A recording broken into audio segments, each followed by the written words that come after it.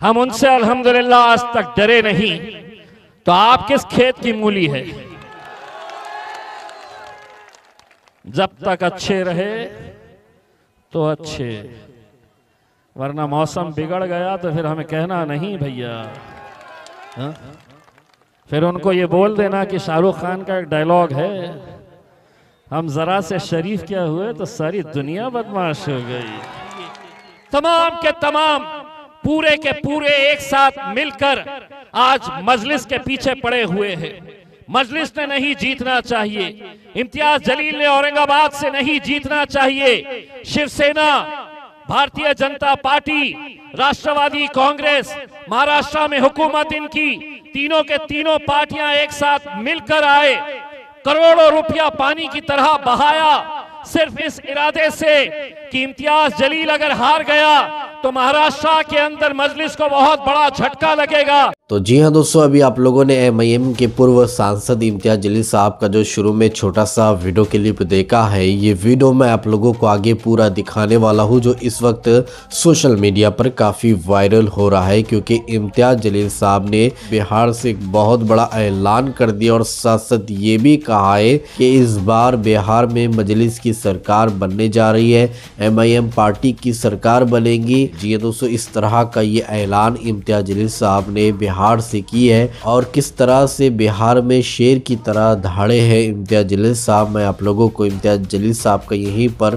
पूरा video clip दिखाने वाला हूँ, लेकिन वीडियो दिखाने से पहले आप सभी से रिक्वेस्ट करना चाहूँगा, प्लीज़ इस वीडियो को ज़रूर लास्ट से देखिए और जितना हो सके इस वीडियो को ज़्यादा से ज़्यादा शेयर ज़रूर कीजिएगा। तो आइए सबसे पहले ये वीडियो क्लिप देखे फिर आगे बात करते हैं। तो मेरे भाइयों, इलेक्शन आएंगे, इलेक्शन जाएंगे, कोई हारेगा कोई जीतेगा, लेकिन हमें जो भी मांगना है हमें अपने रब से मांगना है। यकीनन हम एक ऐसे वक्त से गुजर रहे हैं जहां पर हर एक के निशाने के ऊपर मैं और आप है, हर एक के निशाने के ऊपर हमारी मस्जिदें हैं, हमारी इबादत गाहें हैं। ये मुल्क बड़ा खूबसूरत मुल्क, दुनिया में इतनी ज़्यादा ज़बानें, इतने ज़्यादा पहनने के अलग अलग तरीक़े, खाने पीने के अलग तरीक़े, यही इस मुल्क की खूबसूरती थी। लेकिन आज पिछले 10-15 सालों के अंदर इस मुल्क के अंदर जो नफरतों का बाजार गरम किया जा रहा है, जाति जाति, धर्म धर्म के नाम के ऊपर, मजहब के नाम के ऊपर लोगों को कैसा बांटा जा रहा है, ये हर रोज आप देख रहे हैं। और ऐसे हालात के अंदर अगर हमारी आवाज उन ऐवानों तक नहीं पहुंची जहां पर हमारे और आपके आने वाले मुस्तकबिल के फैसले लिए जा रहे हैं, तो एक सवाल ये पैदा होता है कि क्या हम सिर्फ एक रबर स्टैम्प की तरह बन गए हैं कि हर 5 साल के बाद कोई ना कोई आता है, नए नए वादे करके चला जाता है, नई नई खस्में खाकर चला जाता है, और हमारा और आपका काम क्या रहता है? तो हमने सिर्फ जाना, वोट करना, और क़यादत उनकी रहेगी, नेता वो बनेंगे, लीडर वो बनेंगे, और हम सिर्फ दरी बिछाने का काम करते रहेंगे। हमने जब से बैरिस्टर असदुद्दीन अवैसी साहब को हमने देखा है, समझा है, एक बात तय है कि अगर इस स्टेज के ऊपर राहुल गांधी बैठेगा, अगर इस स्टेज के ऊपर तेजस्वी यादव बैठेगा, शरद पवार बैठेगा, मुलायम सिंह बैठेगा, तो एक कुर्सी और रहेगी, उस कुर्सी के ऊपर मेरा भाई, मेरा कायद बैरिस्टर असदुद्दीन अवैसी भी बैठेगा। लेकिन ये तमाम सियासी पार्टियों ने तय किया है, कभी हमको डराया जा रहा है कि अगर हमें वोट नहीं देंगे तो भाजपा चुनकर आ जाएगी, कभी डराया जा रहा है कि शिवसेना जीतकर आ जाएगी। यही डर दिखाते दिखाते पिछले 75 सालों से हमारी क़यादत खत्म हो चुकी है, इस मुल्क से पूरी तरह से खत्म हो चुकी है। हमारी आबादी बढ़ रही है, हर कौम की, हर मजहब की, हर धर्म की आबादी बढ़ रही है, तो उनकी नुमाइंदगी भी बढ़ रही है, चाहे वो असेंबली हो या लोकसभा हो। आपको हैरानी होगी ये सुनकर, शर्म आती है मुझे ये कहते हुए कितने ऐसे राज्य हैं जहां से एक भी मुस्लिम मेंबर ऑफ पार्लियामेंट चुनकर नहीं आता है, एक भी। इसलिए नहीं आता है कि कोई पार्टी टिकट ही नहीं देती है। महाराष्ट्र एक भी नहीं, मध्य प्रदेश एक भी नहीं, गुजरात एक भी नहीं, राजस्थान एक भी नहीं। सवाल यह पैदा होता है मेरे भाई, क्या इतनी बड़ी हमारी आबादी, इतनी बड़ी हमारी कौम, और हम सिर्फ आज एक टाइम बनकर रह गए हैं। लेकिन एक बात अब अच्छी तरह से सुन ले, इतने सालों तक बारात जब आती थी तो घोड़ी होती थी और उस घोड़ी के ऊपर दूल्हा कोई और बैठकर आता था और हमारा काम उस घोड़ी के सामने नाचने का हुआ करता था। अब हम इनको ये पैगाम दे रहे हैं, अब शादी होगी, घोड़ी भी आएगी और दूल्हे हम ही बनने वाले हैं। हम ही अब दूल्हे बनेंगे और इंशाल्लाह वो वक्त आया है कि अब तुम्हें नचाएंगे, इंशाल्लाह बहुत अच्छे तरीके से नचाएंगे। वैसे भी आपके नेता का डांस देखा हूं मैंने, अभी बहुत अच्छा डांस कर रहा था, नाच।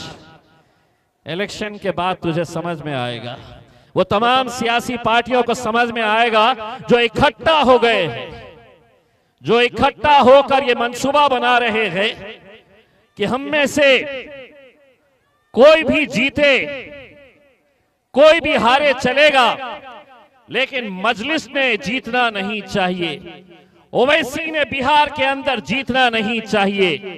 ये तमाम सियासी पार्टियों की साजिशें हैं और ये मैं इसलिए कह रहा हूं, पूरी जिम्मेदारी के साथ इसलिए कह रहा हूं कि इनकी साजिश का शिकार मैं भी हुआ हूं। ये अल्लाह का लाख लाख शुक्र है कि जिस पार्टी के बारे में कहा जाता था कि बैरिस्टर असदुद्दीन अवैसी हैदराबाद का एकलौता एक एमपी मेंबर ऑफ पार्लियामेंट, और ये जिंदगी भर एक ही रहेगा, एक से दो नहीं होगे। लेकिन आप लोगों की दुआओं का नतीजा कि 2019 से 2024 की लोकसभा के अंदर बैरिस्टर असदुद्दीन अवैसी साहब अकेले नहीं थे, उनका भाई इम्तियाज जलील भी उनके साथ जाकर बैठा था उसमें। मैं जब गया था बड़ी तकलीफ हो रही थी भाजपाइयों को। तकलीफ इस बात की हो रही थी कि बोल रहे थे कि ये 6.5 फीट का शेरवानी दाढ़ी टोपी वाला शख्स अकेले हमको उधेड़ देता है, और अब ये दूसरा आया है तो ये भी कुछ कम नहीं बोलता है। डट के बोलते हैं, इसलिए बोलते हैं कि ये मुल्क जितना हर जाति धर्म और मजहब के लोगों का है, उतना ही इस मुल्क के ऊपर इख्तियार मुसलमानों का है। इसीलिए मैं शराफत से नहीं, जो भाषा उनको समझ में आती है वो भाषा में जब बोलता हूं तो बड़े तिलमिला जाते हैं। आओ मीडिया वाले भी बहुत सारे आए हुए हैं, करो रिकॉर्ड। इंतजार में रहते हैं हम कौन सा भड़काऊ भाषण करने वाले हैं। तो आप सुनो ये पैगाम इस मुल्क के अंदर जिसकी हुकूमत है, नरेंद्र मोदी साहब, कोचा धामन की आवाम की तरफ से, मेरी इन माओ बहनों और बुजुर्गों की तरफ से आपको मोदी पैगाम दे रहा हूं। जरा अच्छी तरह से कान खोल के सुन ले। ये मुल्क तुम्हारे, अम्मा, ये मुल्क तुम्हारे, बस उन्हें तकलीफ इसी बात की होती है। और अब वो ये समझेंगे, ये रिकॉर्ड करने वाले तो रिकॉर्ड कर लिए, अब हमारे विरोधी है वो बोलेंगे कि इम्तियाज जलील ने बोला उसके बाप का नहीं है, उसके बाप की जागीर नहीं है। मैंने कहां बोला? मैंने तो आधा बोला, आधा ये लोगों ने बोले है करके। आधे आधे के अंदर न मेरे ऊपर कुछ होता ना तुम्हारे ऊपर कुछ होता है। हमको भी समझ में आ गया है कि कहां पर कितना बोलना है, कैसा बोलना है करके सब समझ में आ गया है करके। मेरे भाई, न जाने इस जमीन से मुझे जाती तौर के ऊपर क्यों इतनी मोहब्बत है। पिछले बार 5 साल पहले असद साहब ने मुझे कोचाधामन की जिम्मेदारी दी थी। इस बार मुझे वो कहीं और भेजना चाह रहे थे। मैंने खुद ने असद साहब से ये कहा था कि असद भाई, कोचाधामन की इस जमीन से, इस सरजमीन से मुझे मोहब्बत है और मैं दीवानों की तरह इनसे मोहब्बत करता हूं। इसीलिए आप कोचाधामन की जिम्मेदारी मुझ पर दीजिए। हमारे सीनियर कायद सलीम बेग साहब, मंजूर खान साहब और बहुत बड़े टीम अलग अलग जगहों के ऊपर काम कर रही है। मेरे भाइयों, ऐसे नौजवानों को मैंने देखा है जो कैसे बिहार पहुंच रहे हैं, मेहनत करके, दिन भर मेहनत करके रोजी रोटी कमाने वाले मैंने नौजवान लड़कों को महाराष्ट्र से, तेलंगाना से यहां पर आते हुए देखा है। क्यों आ रहे हैं वो? कोई लखपति करोड़पति नहीं है कि प्लेन में बैठ के आ गए, यहां पर प्रचार कर रहे। उनकी एक तड़प है, उनकी एक जुस्तजू है, उनकी एक दीवानगी है कि हमारी भी क़यादत खड़ी होनी चाहिए। तमाम के तमाम, पूरे के पूरे एक साथ मिलकर आज मजलिस के पीछे पड़े हुए हैं। मजलिस ने नहीं जीतना चाहिए। इम्तियाज जलील।